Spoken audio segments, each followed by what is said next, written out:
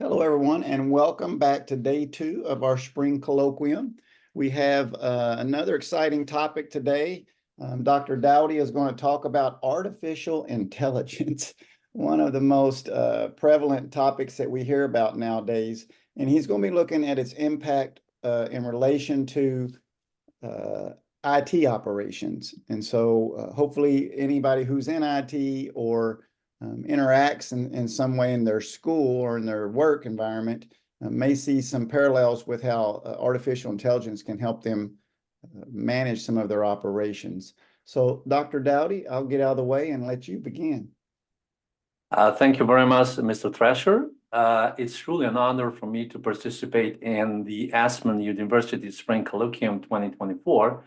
And here is me with the, as you've just announced, with the AIOps, the future of the cloud computing optimization. Okay, so let's get started. Depending on your location, good morning, good afternoon, or even good evening. My name is Biannual Dowdy, and I'm a doctor of science in computer science. Pretty much, that's a degree that I've obtained with the Aspen University. So I'm a student up at 2023.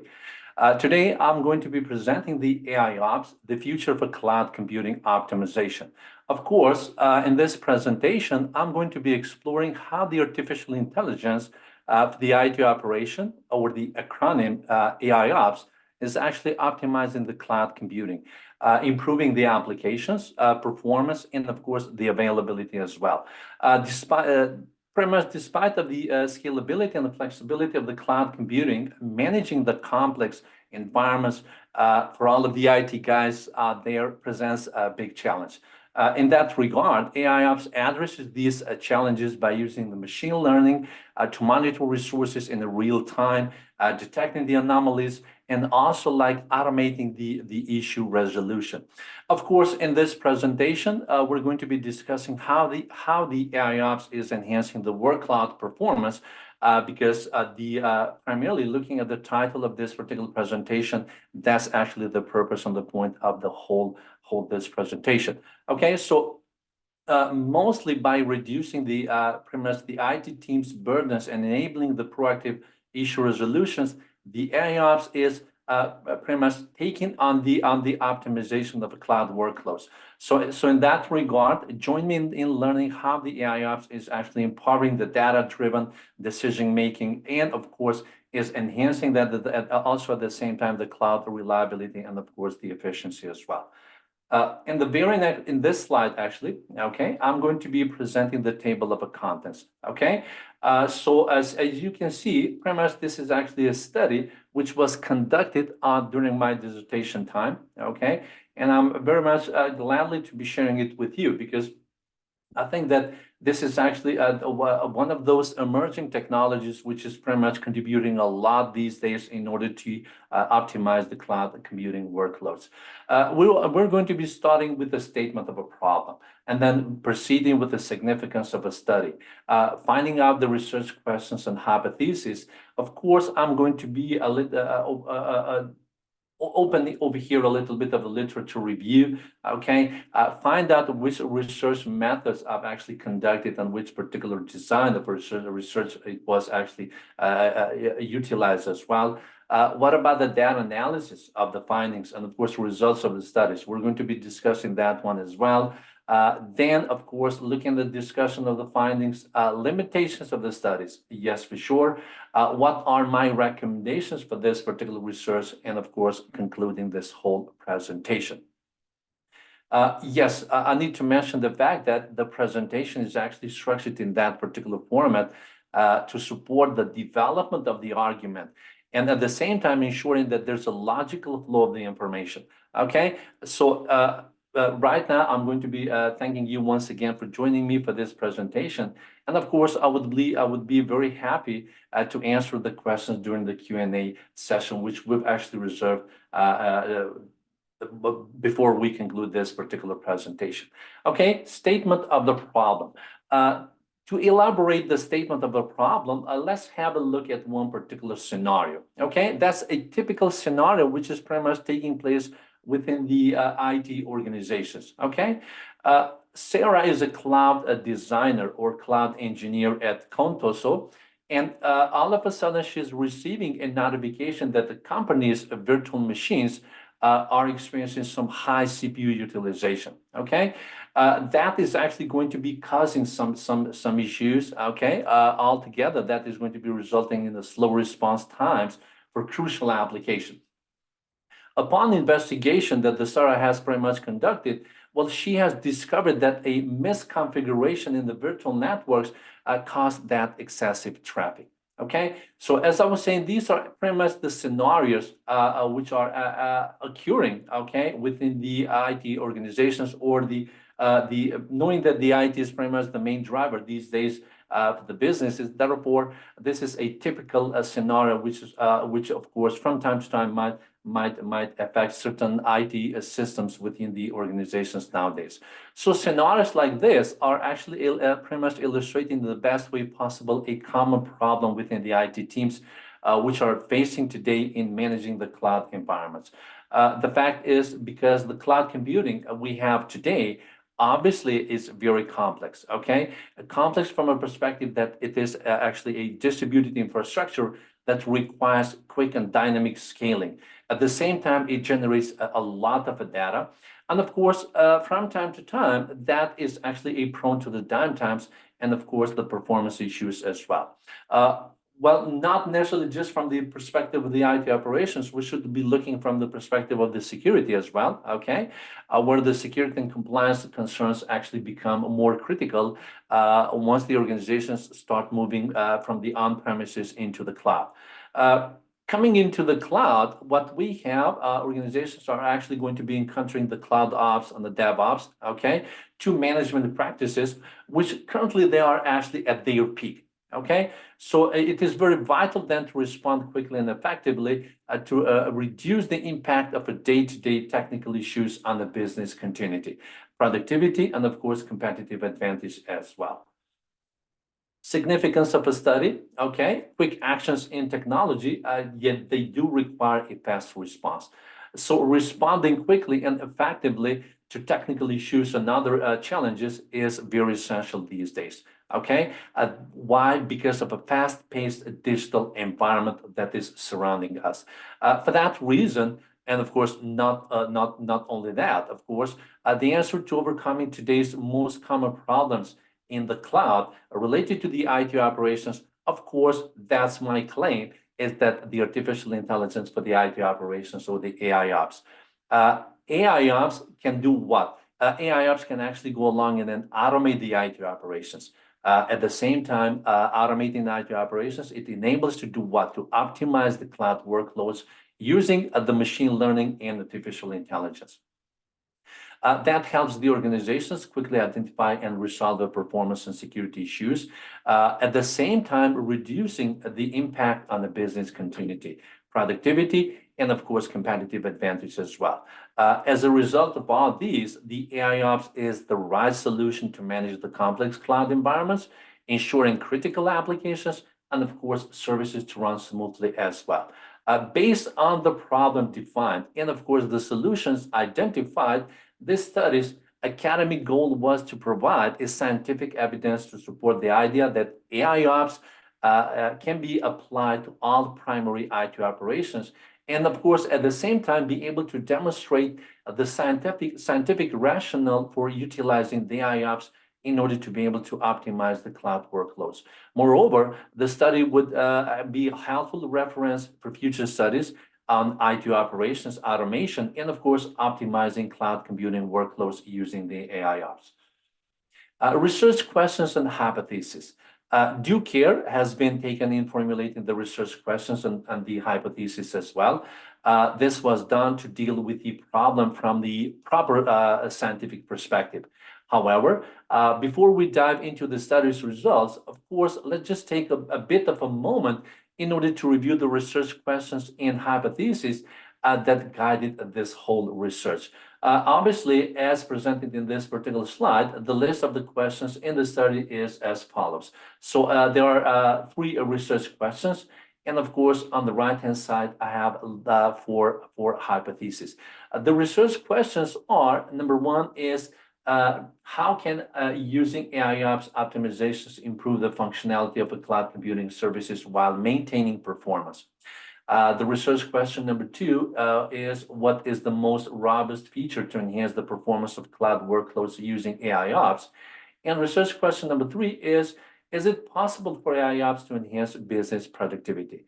The questions of the study have intended to do what? Intended to provide appropriate validations of the following hypotheses. The research hypothesis number 1, yes, AIOps improves reliability through efficient resource utilization. Research hypothesis number 2, AIOps reduces the downtime and enables to manage the risk by optimizing the workloads, in this case, the cloud computing workloads. The research hypothesis number 3, AIOps build operational confidence through performance monitoring. And finally, the research hypothesis number 4, AIOps is boosting the business productivity through the automation. Moving on forward, a literature review. The formulation of a research questions and hypothesis, as we've seen it in that previous slide, of course, required a comprehensive literature review. From that particular perspective, a review of relevant literature has been undertaken. And of course, this slide is now presenting some of the most exciting topics which are very closely related to the AIOps. Obviously, these topics highlight essential insights and findings as well. We're going to be starting with Kubilius, okay, the article of 2018, which is stressing the importance of the AI augmented infrastructure optimization tools for optimizing the IT infrastructure across all organizational levels.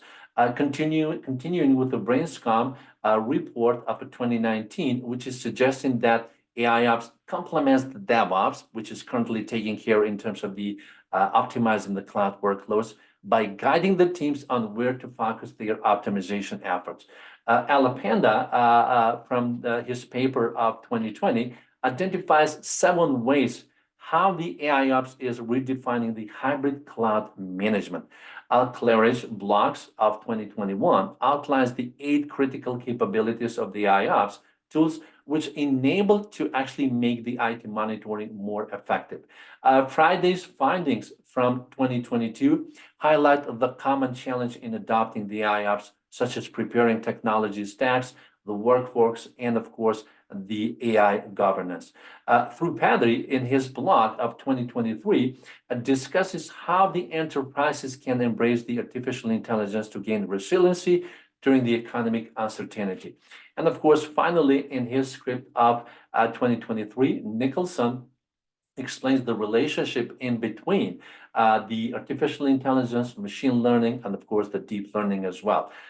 With a focus in stating that the deep learning is actually a subset of the machine learning, and machine learning is actually a subset of artificial intelligence. Okay, so looking now from this particular illustration in this slide as well, that obviously tells us that the artificial intelligence is acting as an umbrella term for any computer program which performs some intelligence operations. Moving forward, research method and design. Of course, so far, we have elaborated on the research problem, the technological solution, the questions, and of course, the hypothesis as well.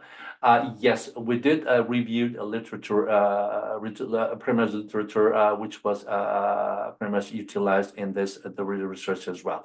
What we're looking now is actually the research approach and, of course, the methodologies used in this particular study. The idea behind the research approach and the methodology is to be able to answer the research questions. And at the same time, not just answering the research questions, but of course, being able to validate also the hypothesis.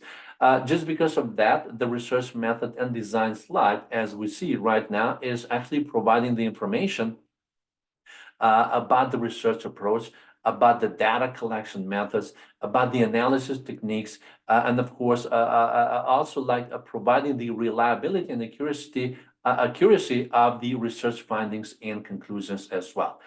Therefore, let's just explore altogether from this particular slide the specific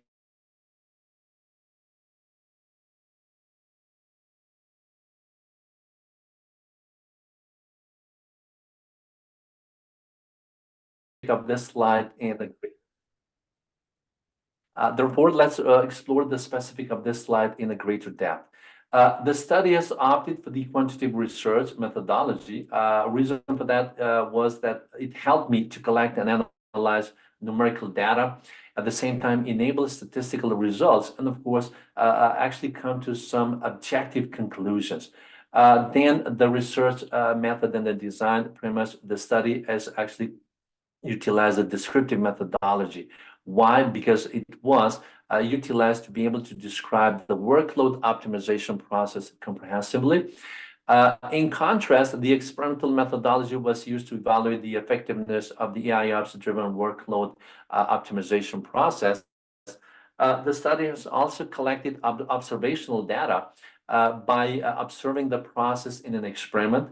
And I need to mention over here, although we're going to be discussing the upcoming slides, that the experiment was actually conducted in the Azure Microsoft Cloud Computing environment. Okay, I'm going to be giving some additional information in regard to the topology that I've actually utilized in the Azure. Okay. Furthermore, the study has used the case studies to be able to demonstrate the real-world example of its efficacy.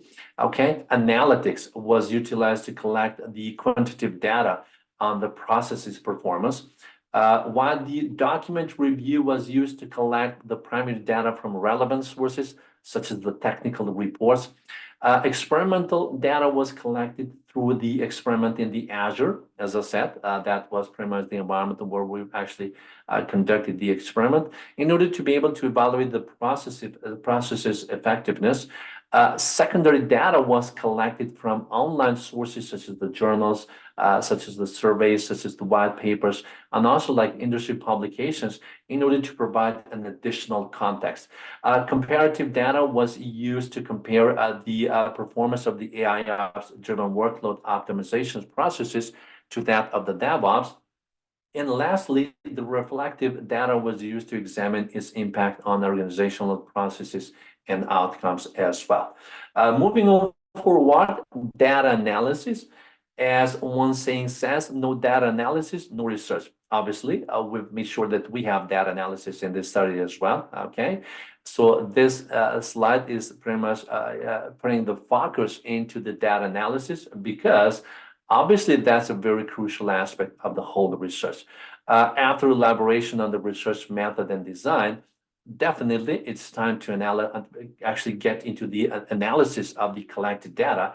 In order to do what? In order to be able to make the sense of it and at the same time draw some meaningful conclusions. From that particular perspective, okay, or from that research perspective, the study's data analysis involves comparing two groups, the DevOps and of course the AIOps as well. The statistical test utilized for this comparison is actually the Wilcoxon rank sum test. This test is used to determine if there is a significant difference between two independent groups based on their rankings of continuous variable. So from that particular perspective, then, in this study, the continuous variable being compared is actually the mean time to repair. The slide is displaying the mean time to repair a workflow, which includes several steps: the incident start, the issue identification, the problem diagnosis, the resolution, and of course, the solution verification. These steps are used in order to be able to compute the mean time to repair. The elements of the Wilcoxon rank sum test formula used in the study and presented in this slide are as follows. The N1 and N2 are the sample sizes of the two groups, in our case, the AIOps and the DevOps, okay, being compared. And the R1 is actually the sum of the ranks for the first group. In our data analysis, that of course is going to be the DevOps, because currently, in order to assess that the AIOps is actually an emerging technology that we can rely on, trust in order to maintain the cloud computer workloads, should be compared to an existing management practice such as the DevOps. This test has helped determine if there was a significant difference between the mean time to repair for the DevOps and of course for the AIOps groups regarding the response from when the time issue was identified to the time the issue was actually resolved. Results of the study, to make the research answers scientifically convincing, the experiment is a specific research methodology which involves manipulating one or more variables to observe the effect of one to another variable. Actually, for the needs of the AIOps Cloud Workload Optimization Study, an experiment was conducted, as I said earlier, on Microsoft Azure. And of course, it pretty much included a pool of the virtual machines, okay? A pool of the virtual machines which were actually running the Internet Information Services, okay? And they were acting as a cluster, okay? Pretty much a farm of a web service. And then on top of this particular infrastructure, we've had the load balancer and application gateway as well. From the services of the Azure Monitor and the log analytics were actually utilized in order then to be able to run all those particular collection of data, and of course other operations such as comparison in between the AIOps and the DevOps from the time the issue pretty much surfaced all the way to the timing when the issue was actually resolved.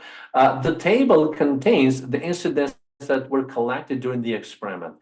Using the Wilkinson rank sum, as we've seen it in the previous slide, the mean time to repair was calculated for the DevOps and of course the AIOps as well. The Wilkinson rank sum test was chosen as the statistical test because the mean time to repair data gathered for both groups did not meet the normality assumption. Okay, so this non-parametric test compares the medians of the two groups to determine if there is a significant statistical difference between them. And of course, at the same time, it does not require the normality assumption. To further illustrate the significance of the results, the column chart presented in this particular slide is actually comparing the mean time to repair values of the DevOps and AIOps, okay? As noted from the same chart, AIOps has a lower mean time to repair average, implying the faster incident resolution than the DevOps. On the right-hand side, okay, lower portion of this slide, the histogram chart displays the mean time to repair frequency and distribution for the DevOps and AIOps as well. In addition, it shows the incident numbers within specific mean time to repair ranges known as bins and visually represents their distribution. Overall, from the table and of course from the column chart and histogram, of course, we can actually pretty much see that, and then of course put it into the focus and emphasizes at the same time the effectiveness of the AIOps general workload optimization process in reducing the time taken in order to resolve the incidents. Discussion of the findings. So far in this presentation, many study phases have been elaborated. This means that we have reached the critical stage of the study, such as the study findings. Therefore, the study suggests that the AIOps can actually boost the IT operations efficiency, can reduce the mean time to repair, can increase the IT resiliency, and of course, overall improve the cloud management. The table data presented in this particular slide, okay, it contains the insights on the anticipated cloud computing unrelated technology trends from surveys by the CA Technologies, Dimensional Research, by the Gartner, McKinsey Global Institute, OpsRamp, TM Farm, and etc. If we look from the data presented and of course listed from 2024 all the way to 2029, pretty much we can actually draw the following conclusions. By 2024, which of course this year, 90% of organizations are expected to use multi-cloud environments.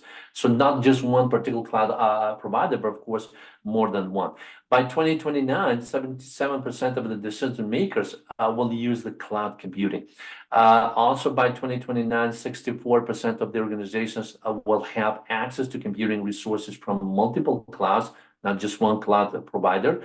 Cloud computing is predicted to become an essential driver for 87% of the organizations. By 2029, the Internet of Things is going to be impacting 83% of the industry, and that's an impressive forecast. By 2029, 94% of the organizations plan to use the open source software. So that definitely will be some shift from the proprietary software towards the open source. And finally, from the same table, 72% of the organizations pretty much look forward to see more security implementations. Altogether, that highlights the benefits and the growing importance, number one, of a cloud computing as the environment where the IT operations are going to be running, okay? And of course, as it is the focus of this study and this presentation, the AIOps, to be able to do what? To optimize the cloud computing workloads and of course, do the management of the resources. That is especially relevant given the anticipated trends in the cloud computing and of course, related technologies. Okay, it was not all diamonds and pearls for this particular study. Yes, we did have limitations as well. Okay, so despite having all a well-conceived idea and of course making all the needed preparations, there will always be a need for a different thing and of course something further as well. So this slide, or the purpose of this slide premise, is addressing the limitations in country during the study. Yes, I need to admit, of course, although I've after this particular study, engaged myself in writing a book, okay, about the AIOps, God willing, sometime in the future, near future. Lack of the books I've listed as number one. Of course, the study has indeed faced a challenge due to the lacking books on the AIOps driven cloud workload optimization. Currently, I will not say there are actually no books in the AIOps, but of course, just started actually to surface some of the titles around the AIOps, okay? Inaccessible data center. Of course, I must admit that I'm from North Macedonia, and pretty much in my country, we don't have data centers of none of the well-known cloud providers, okay? So that created another issue, which I've actually listed over here as a second one, okay? And then, yes, pretty much then the study itself was actually restricted by the inability to be able to gather the data from an actual AIOps-based cloud workload optimization solution. Then, small sample size, okay? Just because of the experiment conducted in the Azure, of course, well, it was not pretty much a production environment, but of course, just an experiment of my own conducted in the Azure, okay? So the study then had a very small sample size, okay? Which might not represent, for instance, like the example of the certain organization, okay? So to be able to address the study's limitations, of course, there's always space for the improvements. And then for that particular reason, I've actually seen the following as the future research, okay, that can pretty much enhance this particular study. Number one would be performing more extensive experiments or case studies with a bigger sample size, okay, to truly be able to examine the potential of the AIOps-based cloud workload optimization. Number two, collaborate with cloud providers, organizations, and having then access to the AIOps-based cloud workloads optimization solutions for valuable insights and, of course, data collection opportunities. As I said, premise, I've really engaged myself into the process of sitting down, taking time, and writing a book and publishing that book, okay, to current publishers that I've actually collaborate, okay, in order to start having, or at least doing some modest contribution in regard to the literature premise with the focus on the AIOps. Okay, recommendations for the research, okay, yes, regardless of what this study achieved, definitely, as I said earlier, there is always room for the improvement. As the adoption of the AIOps continues to grow more and more, at the same time, there are several recommendations for future studies that can help further advance and utilize the AIOps capabilities and also at the same time potential benefits. This slide is giving us the recommendations, okay? Recommended research question number one, okay, which was how can the AIOps enhance the efficacy of the cloud computing services? Obviously, the future studies may evaluate the impact of using the AIOps in specific scenarios and settings on significant performance measures. Research question number 2 was investigating the integration of the AIOps with other cloud management systems.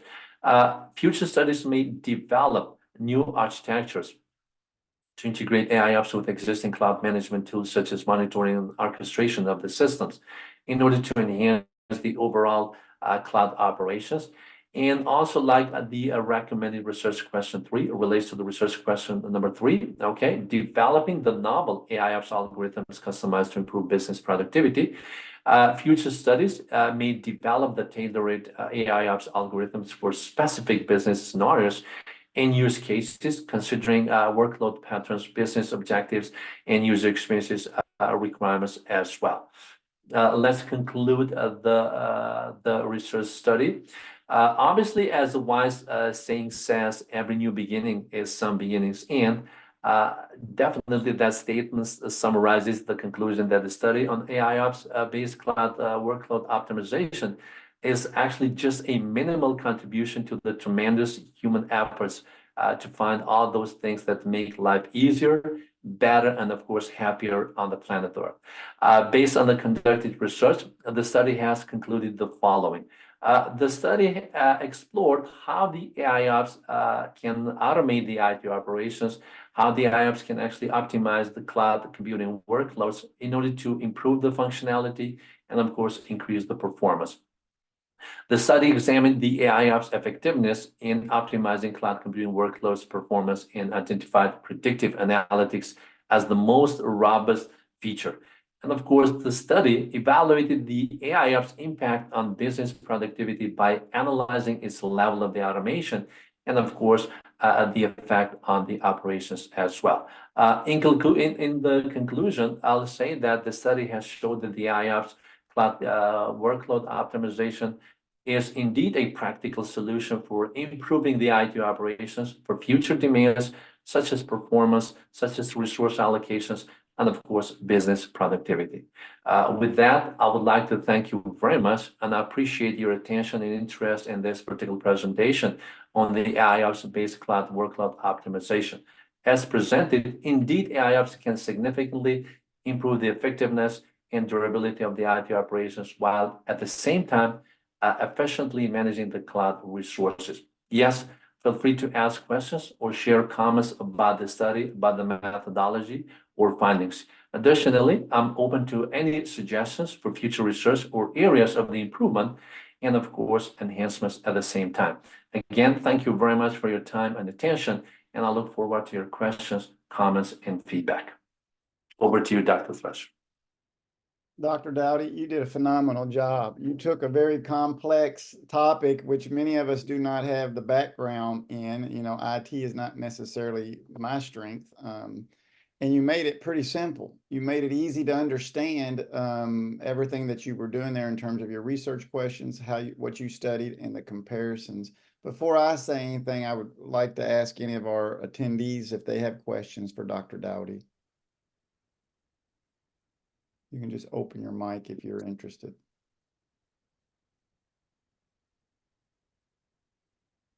Okay, maybe they're still thinking or fiddling with their mic. I'll use this as an opportunity to share some of my notes here. And you know, AI, when it first come out, it was seen as, you know, this demon, this scary thing. Everybody should be afraid it's going to take over the world. But as we're noticing, you know, over the past 4 or 5 months or so, that attention has been given heavily to this. We're noticing more and more people are actually using it for good.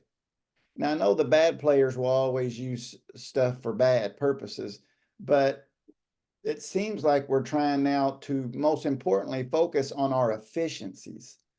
And that's kind of what you were talking about there a little bit on how, you know, AI can help with IT operations. Whereas, you know, the human brain and the human attention is limited. You know, we work 8 hours a day or more, but you can't work 24 hours a day. You know, you have to sleep, you have to do other things, whereas the computer can. The computer can constantly be processing information. And I've heard several times this week how the Olympics that are going to be in Paris here soon over the summer, they're using AI for security purposes. and they've installed cameras all over the city, and the cameras are looking like for 5 events. Events are things like fires being started. It's doing facial recognition, the appearance of a weapon-like device in people's hands, fights or something that breaks out. And so what would be a limit for a human to sit there and process these hundreds of videos that are coming in that are hours and hours, it's 24 hours a day, and look at all of those is almost impossible. Whereas if AI can come in and process a lot of that information and then identify these risks, then it will alert, a human to then say, oh, over here at this spot, and we noticing something, and here's the image, and then they can deploy people out to address the issue. But it will capture things faster than what we can. Since 9/11 in the US, we have something called the Patriot Act, which basically means anything that happens on the internet, on your phone, on your computer, all that stuff gets captured for everybody, not just the bad people, but the good people. And then we store it. And then in the future, if something were to happen, we would go back into the data and mine it and look for, oh, this person, caused a problem and is making a terrorist threat. So let's go back and look at all their cell phone and their emails over the past 3 or 4 years and see who they were talking to, and then try to make a pattern of sort of individuals that we can go and investigate. Well, that kind of is reactive. The event has already happened. Now we got to go backwards and try to figure it out. Whereas with AI, it's going to be real time, and it's what's happening now and can alert us. And that's something that, over here in the US, we have problems with school shootings. Other countries don't experience that to our level. And I'm always curious, like, how could someone not have seen a kid on their, Instagram or something, making threats to school or flashing a gun or doing things that look menacing? And it's always after the fact. Oh, after they go shoot the school up, then we go back and discover that they've been saying this stuff for weeks, Whereas if AI in this scenario, like the Paris Olympics, where it's everything that ever gets posted is identifying, comments, or it looks like there's a gun being flashed in this video or whatever. If AI can capture that, because we can't look at all that stuff, then to me, that is one of the greatest benefits of AI. It's going to process massive amounts of data all at once and catch stuff that we could not, even if we put everybody in the world staring at this stuff all day long. What is it, 8 billion people on the planet? If you say a fourth of those people, so probably more than that, but a fourth of those people have internet or cell phones, then that's 2 billion people a day who are posting stuff and saying stuff and showing stuff on the internet, and there's no way we can capture that stuff. So, efficiencies is what you were talking about when you were looking at DevOps versus AI ops. And on the AI ops, it was always fewer amount of time, less time than what DevOps would be.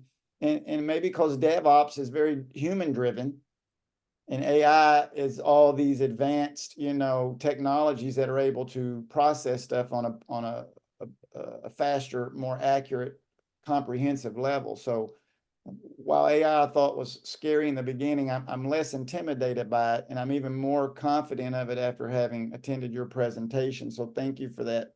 Pleasure. Yeah. And so you said you're over in Macedonia. What time is that right there now? Right now it's 5:45 p.m. Oh, okay.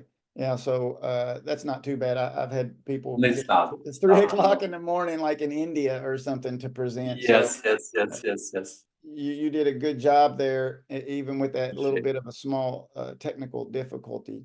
Yeah, thank you. So you mentioned that there needs to be more AI ops books, and you probably are a very good candidate to be the next author of that. And when you do something and Hopefully. notice that there's a literature deficiency, that's a tremendous opportunity for you to be the pioneer there, for you to be the one out there putting content out, and people then start referencing you and start, putting you in the presentation. So don't give up on that. I know it's hard to wiggle, writing a book into our daily schedule, but you can do a little bit at a time, and in no time you'll look up and it'll be done. you mentioned a whole list of things that you're predicting out to 2029.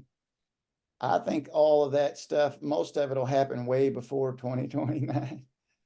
I think once this It's AI hard, takes yeah. off, it's going to be, contagious in terms of its speed, and it'll be like a wildfire. And then everybody will be using it because they can not only see the efficiency, but the cost savings. When computers do this stuff, you don't need people. And unfortunately, some people may have to be re-careered, but that's the way it is. And as progress goes on, there are jobs that sometimes are less, needed, and technology can help with that. So, okay, looks like everyone, no one else has any further questions. Do you have any closing thoughts for us, Dr. Dowdy? Yes, I just pretty much it's not that okay. Initially, might sound like I'm doing some commercial, but of course I'm not doing. I'm just trying to pretty much share some good news. Okay, for everyone which is into the IT operations, of course, like me, a guy from the IT systems, networking administration, information systems. Azure recently, as we all know, on November, Microsoft has released or launched the Copilot, which is pretty much a generative AI, okay, which uses the foundations of the OpenAI, such as the ChatGPT. The Copilot now is available on the Azure as well, okay? And of course, it helps a lot, especially to provision the IT services. For instance, like if you want to provision a virtual machine, definitely you just rely on that particular Copilot, which is a chatbot at the end of the day, okay? Ask him, okay? Ask that Copilot stuff to provision that virtual machine for you. And of course, in terms of the seconds, to not exaggerate it, of course, because it takes some time, a minute or two, and then that virtual machine is going to be actually up and running. So that was pretty much the thing that I wanted to share. And just to relate to the stuff that you've mentioned, pretty much like that initial field around the artificial intelligence worldwide. Okay, maybe more into the development countries and less in the third countries where I'm coming from. Yes, definitely. I'm not saying a panic, but of course, people, the initial or instant thought is that, okay, we're going to be losing job and this future and that thing. And of course, from my perspective, it's actually just a new, like when I was young, okay, I was pretty much listening to music and used to be like a band New Kid on the Block, okay? So I'll say like the new technology on the block, okay? Let's just take it the way it is. As you've been mentioning, is just to make our life easier, okay? Increase efficiency, become more effective into the operations, especially primarily looking from the business perspective, okay?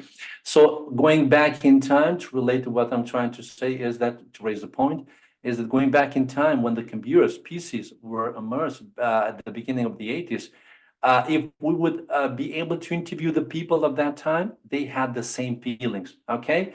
Because they were doing the work that as they were doing back then, and of course, computers then emerged, and then obviously the scary feeling, okay, we're going to be losing job. No, it's just a transition, you know? I'm not pretty much, I'm not knowledgeable in AI. Okay, no problem. I need to take some time, learn the AI stuff, especially the technology, which is actually AI driven. And then there's a lot of jobs.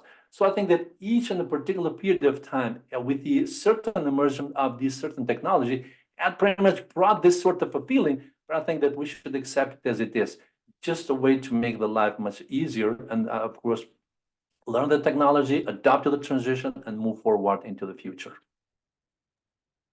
Yeah, I think you're right. I think, something unknown is always a little intimidating. And so once AI becomes more readily available to just the common person, I think it'll be embraced better. Right now, it's like only these big, governments and companies, and, it seems almost inaccessible to us as a normal person. But when it's now integrated into your home, I all the time say, if you have an AI enabled home and you come home and it says, "Hey, welcome home, Beckham. How'd your day go?"